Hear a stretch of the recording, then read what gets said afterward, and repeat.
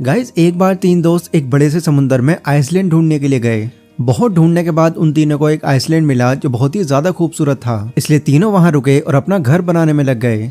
पहले दोस्त ने कुछ घास फूस का ढेर लिया और जल्दी जल्दी जुगाड़ बिठाकर एक पूरा घर बना डाला, जिसके बाद वो वहाँ के खूबसूरत नज़ारे को एंजॉय करने लगा। दूसरे दोस्त ने पास पड़ी लकड़ियों को लिया और जल्दी जल्दी घर बनाकर अपने पहले दोस्त के साथ आराम करने लगा। बट तीसरे दोस्त ने बिल्कुल जल्दबाजी नहीं की। उसने दूर पड़ी कुछ ईंटें और पत्थर उठाए और एक मजबूत घर बनाने में लग गया। उसको इतनी मेहनत करते हुए देख उसके दूसरे दोस्त उस पर हंसने लगे और कहने लगे कि इस तरह से मेहनत करते रहोगे तो तुम यहाँ के नज़ारे को एंजॉय नहीं कर पाओगे। लेकिन तीसरे दोस्त ने सोच लिया था वो यहाँ पर एक सेफ और एक अच्छा घर बनाएगा, उसके बाद ही एंजॉय करेगा। इसलिए उसने दिन रात एक करके एक मजबूत घर बनाया और उसके बाद एंजॉय करने लगा। अब एक दिन अचानक से उस आइसलैंड में तूफान आ गया और वो तूफान बढ़ते बढ़ते इतना ज्यादा बढ़ गया कि जिन दो दोस्तों ने अपना घर घास और लकड़ी का बनाया था वो उनको पूरा बहा कर ले गया। पर जिस तीसरे दोस्त ने अपना घर ईंट और पत्थर का बनाया था उसके घर को कुछ नहीं हुआ और वो अपने घर पर बिल्कुल सेफ बच गया। ये जो स्टोरी है, इस स्टोरी में वो आइसलैंड हमारी लाइफ को, घर फाइनेंशियल कंडीशन को और तूफान उन एडवर्स सिचुएशन को रिप्रेजेंट करता है जो कभी भी किसी की लाइफ में भी आ सकती है और अनफॉर्चुनेटली हमारी फाइनेंशियल कंडीशन खराब कर सकती है। इसलिए जरूरी है कि आपका सबसे ज्यादा फोकस आपके घर यानी कि आपकी फाइनेंशियल कंडीशन को मजबूत बनाने पर होना चाहिए, ताकि कभी भी अगर कोई इमरजेंसी आए तो आपको ज्यादा फर्क ना पड़े। अगर आप अपने डिजायर्स को अभी कंट्रोल करके अपनी फाइनेंशियल कंडीशन को स्ट्रांग बना लेते हैं तो बाद में आप बिना किसी चीज की फिक्र किए एक बहुत ही अच्छी लाइफ जी सकते हैं। ऑथर डेव रैमसे अपनी बुक टोटल मनी मेकओवर में कहते हैं, You must live like no one else right now, so that you can live like no one else later। मतलब अगर आप अभी अपनी लाइफ वैसी जीते हैं जैसे 99% लोग नहीं जी रहे हैं, तो फ्यूचर में आपकी लाइफ उन 1% लोगों की तरह होगी जिसे बाकी 99% लोग जीना चाहते हैं। फाइनेंशियल फ्रीडम आपकी इस बात पर डिपेंड नहीं करती कि आप कितना कमा रहे हो, बल्कि इस बात पर डिपेंड करती है कि आप अपनी कमाई को खर्च कहाँ पे कर रहे हो। आज की इस वीडियो में मैं आपको इन्हीं की बुक के कुछ ऐसे प्रैक्टिकल स्टेप्स बताने वाला हूँ जिसके थ्रू आप अपने मनी बिहेवियर को कंट्रोल करके फाइनेंशियली स्टेबल या फिर फाइनेंशियली फ्री बन सकते हो। So let's begin. Number 1, denial. अगर आप किसी मेंढक को उबलते हुए पानी में डालोगे तो ऑब्वियसली वो मेंढक झट से पानी से बाहर आ जाएगा, लेकिन उसी मेंढक को अगर आप नॉर्मल पानी में डालोगे तो वो तैरता रहेगा।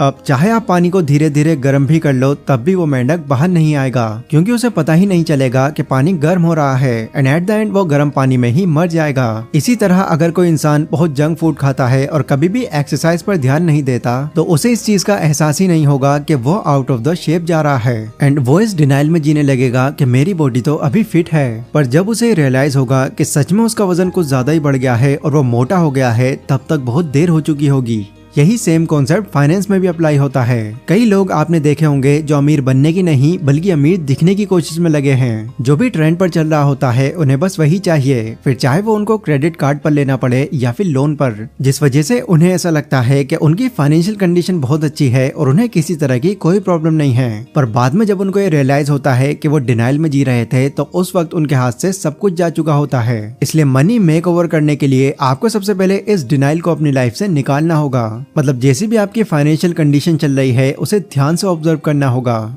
आपको चेक करना होगा कि आप कितना कमाते हैं, कितना खर्च करते हैं और हर महीने कितना पैसा बच जाता है। इससे आपको एटलीस्ट ये पता लग जाएगा कि आपकी फाइनेंशियल कंडीशन के हिसाब से अभी के टाइम में ऐसी कौन सी चीज है जो आप अफोर्ड कर सकते हो। देखो, अगर आप शुरू में ही एक लग्जरी लाइफस्टाइल फॉलो करना चाहते हो तो नो डाउट आपके पास भी एक अच्छी सी कार होगी, महंगा स्मार्टफोन होगा और एक आलीशान घर होगा। बट इसी के साथ आपके क्रेडिट कार्ड की लिमिट एक्सटेंड हो चुकी होगी और आधे से ज्यादा इनकम आपकी EMIs भरने में जा रही होगी। और इन केस अगर आपके साथ में यहाँ पर कोई इमरजेंसी हो जाती है तो आपकी सिचुएशन आप इमेजिन भी नहीं कर सकते किस हद तक बिगड़ सकती है। इसलिए अगर आप कोई लग्जरी चीज अभी अफोर्ड नहीं कर सकते तो उस चीज से दूर रहना ही आपके लिए समझदारी होगी, एटलीस्ट तब तक जब तक आप खुद को फाइनेंशियली फिट न कर लें। Number 2, start your emergency fund.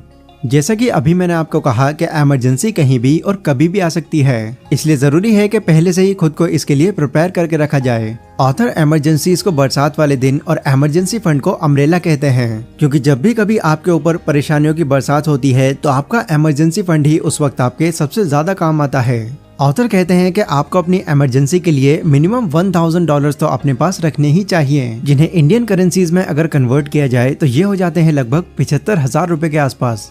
अब ऐसा नहीं है कि आपको अपने इमरजेंसी फंड के अंदर 75,000 रुपए ऐड करने ही करने हैं, नहीं, आप अपनी फाइनेंशियल कंडीशन के हिसाब से अपना इमरजेंसी फंड सेव कर सकते हैं, बशर्ते वो इतना हो जिससे आपका महीने भर का आराम से खर्चा निकल जाए, वो भी बिना कुछ काम किए। डेव का मानना है कि लोग इमरजेंसी फंड को लेकर गलतफहमी में रहते हैं। वो मानते हैं कि अगर वो स्टॉक मार्केट या म्यूचुअल फंड में अपना पैसा इन्वेस्ट कर रहे हैं तो वो इमरजेंसी फंड जमा कर रहे हैं, पर ऐसा नहीं है। आपका इमरजेंसी फंड वो होता है जिसे आप बिना किसी प्रॉब्लम के इजीली यूज कर सकते हैं, पर आपको इस चीज का भी ध्यान रखना होगा कि ये पैसे आपके किसी फालतू चीज में न लग जाएं। इनको आप तभी यूज में लाएं जब कुछ ज्यादा ही इमरजेंसी हो। ऑथर के एक स्टूडेंट ने अपने इमरजेंसी फंड को कैश के फॉर्म में एक फोटो फ्रेम के पीछे रख दिया था, ताकि जब भी कोई इमरजेंसी हो तो वो फोटो फ्रेम को तोड़कर उस पैसे को यूज कर सके।